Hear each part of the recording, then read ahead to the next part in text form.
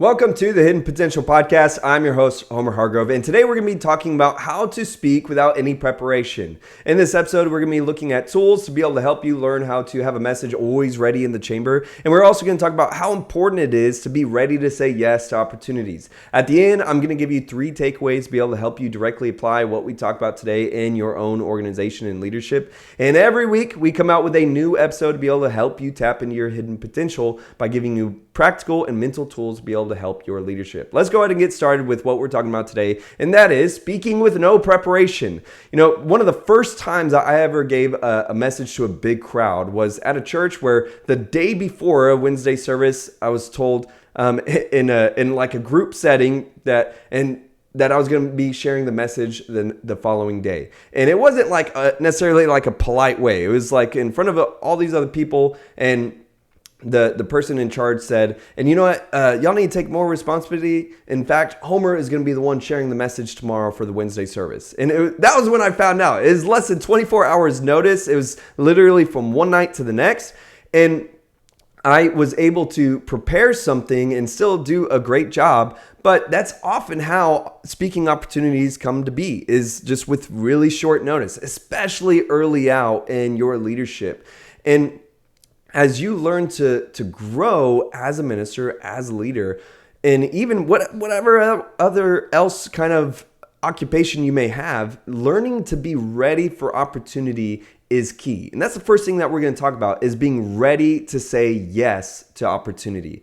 I've experienced many times where either friends of mine or people that I know, even people that I've asked, that have said no to an opportunity because they didn't feel like they had enough preparation time.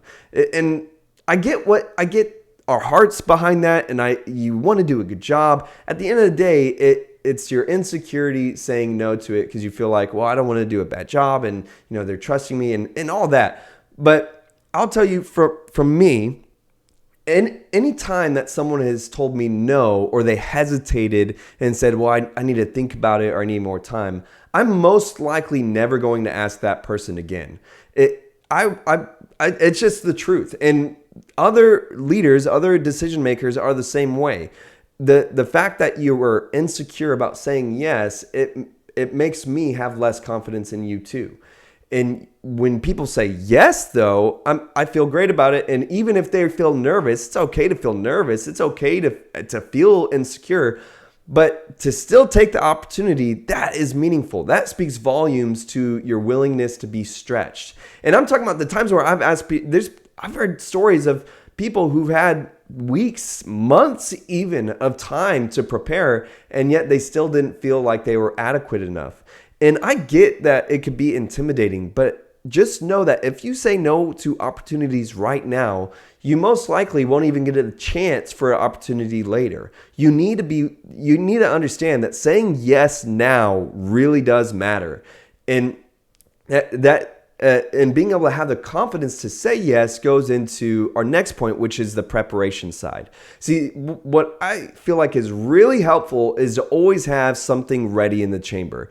And again, I'm talking specifically about speaking, whether it's even in like a leadership type scenario, to where there's been times even as like a sales team, and I was asked to just lead the sales meeting right before the meeting started. You know what, Homer, you lead it today. And just being able to say yes and speak in front of others and lead them and connect with them at the drop of a hat is a meaningful practice. And the only way that you can do that is if you have something prepared in your mind and your heart ahead of time.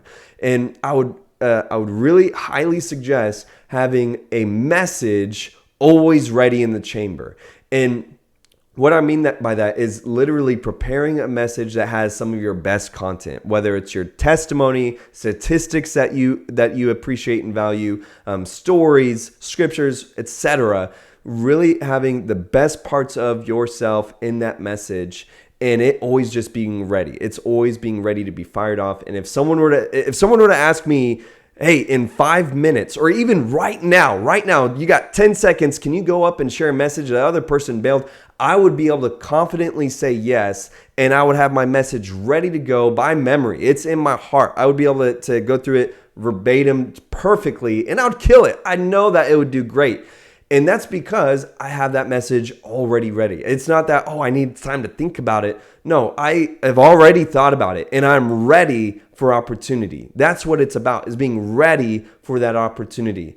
And I would even suggest, once you build that one, even just having a couple of backups in case maybe you got that one opportunity, and what if they want to have you come back another time? And being able to just, again, quickly say yes and have a message ready. Start with one though. Okay, I got 4 ready to go, and those are probably the only 4 that I will have as far as like being ready on short notice. But I just have had a really great ability to be able to practice these messages on a regular basis. That's what we'll talk about next. But get that one message ready.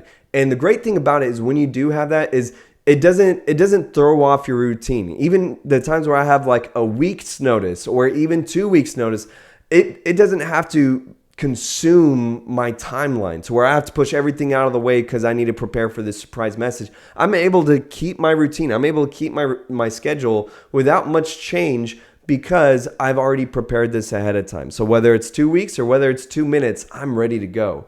Hey listeners, today I'm reaching out for your support to keep our journey of innovative Christian leadership alive. Every week that we dive into these territories of faith-based leadership, it's made possible because of the contributions made by people who believe in this mission. Whether you want to help us by becoming a monthly supporter or by submitting a one-time donation, you help fuel our discussions on authentic and practical leadership. Your generosity allows us to help other leaders just like yourself harness their creativity for the greater good of our communities and beyond. To support us, please visit homerhargrove.com and look for the support section. It's quick and it's easy, and every bit of it helps us make a greater impact for Christian leadership. Thank you for being a part of our mission. Now, let's get back to today's episode. Now, going into this last part, which is the idea of building your abilities through practice.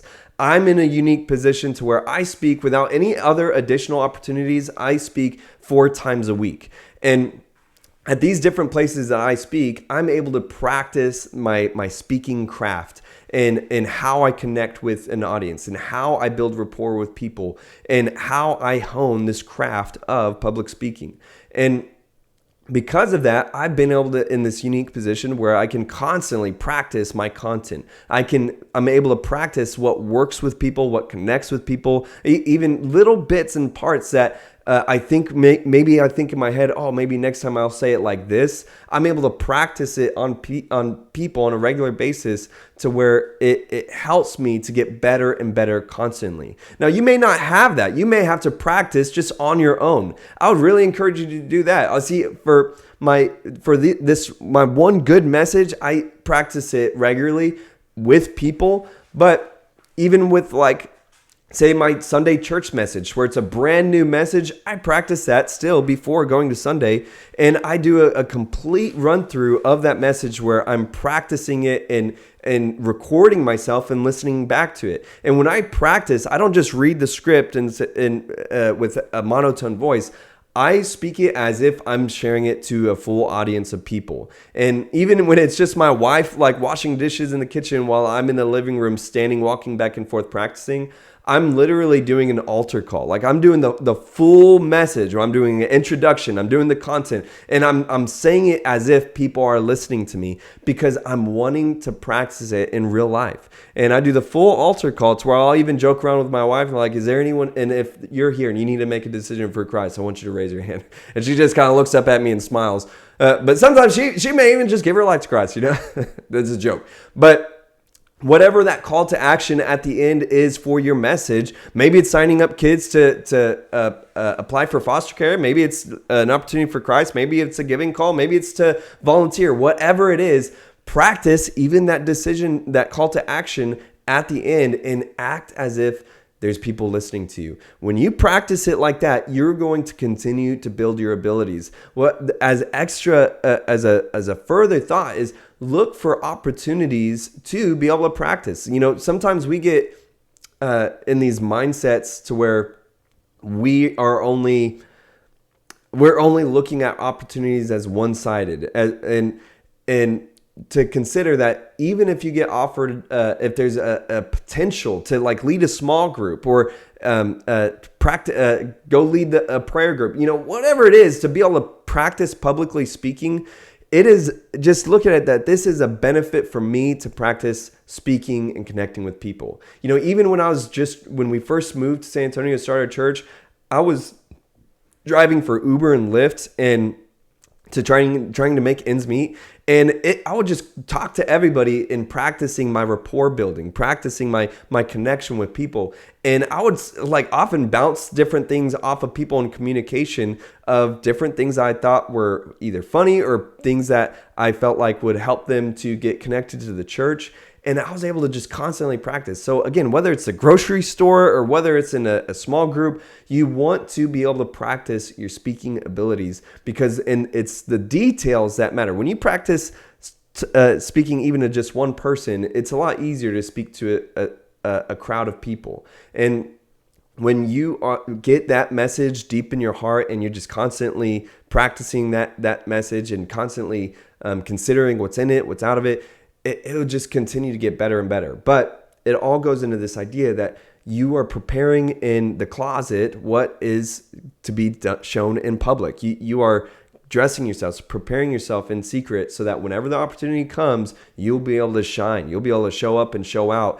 And I would encourage you, do not say no to opportunities, especially early on. You want to be able to say yes because you may not get those opportunities again. But when you say yes, more opportunities will come to where it will matter to say yes or no. So with that being said, I want to leave with 3 takeaways. And number 1, that is write out an entire message with pieces of your best content. Like I said, whether it's testimony, statistics, story, scripture, etc., prepare that entire message as a manuscript. And then number 2, practice it regularly, either by yourself or with others. Look for opportunities to be able to share some of that content with other groups of people. If not, at least practice it by yourself. And number 3, look for opportunities that will stretch your comfortability. If you're only speaking in one type of setting, try looking for opportunities to be able to speak in a different setting. If you're only speaking at churches, look at ways that you could speak in a different kind of setting. Even if it's like a business setting, try to find different ways to practice your craft of speaking,